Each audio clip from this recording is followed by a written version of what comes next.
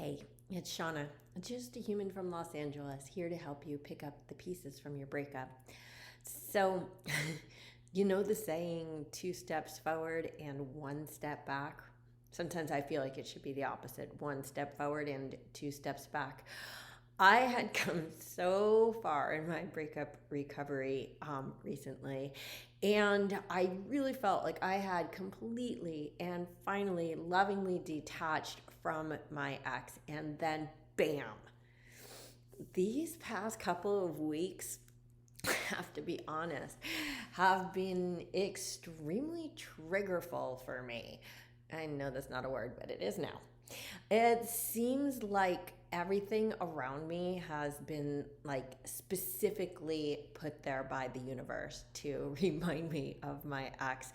Some have been like really specific things, like one of my best friends just joined my ex's synagogue, which is not the closest synagogue to him by any stretch of the imagination. And now their kids will be in bar bat mitzvah training together. And the thought of like those worlds colliding, like, it triggers. Or this weird thing about like a close friend come all the way to Los Angeles from Hong Kong and going, of all places, to Death Valley. And oddly enough, and perhaps symbolically enough, Death Valley was the only place my ex ever really talked about us going together. Or like the most random trigger of all. And this was so out of the blue, it hit me like a truck. I was walking down to Whole Foods Market, where I go just about every day. And all of a sudden, it struck me. And this has not struck me ever before, including the right after our breakup, or weeks after our breakup, or months after our breakup. But just suddenly, out of nowhere, I'm like, he came here and bought me vegan cookies. And all of a sudden, I felt weird and overwhelmed and like, what do I do with this? Why is this happening all of a sudden when I had come so far in my emotional journey? Oh, and journey is also a trigger. So there's that. Ah, you know, our brains are wired to hold on to relationships and emotional connections because they represent safety, they represent security. And that bugger, my brain, just does not want to let go. It's like, danger, danger, Will Robinson.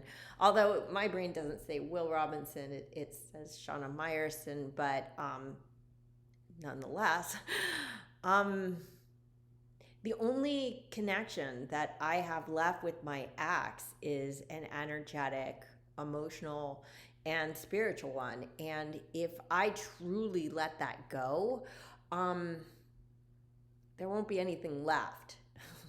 He'll be gone. Never mind that he's already gone. But he'll be more gone, right? Because when I truly choose, and it is a choice, when I truly choose to let go, only then can I really be free from this tether, this emotional.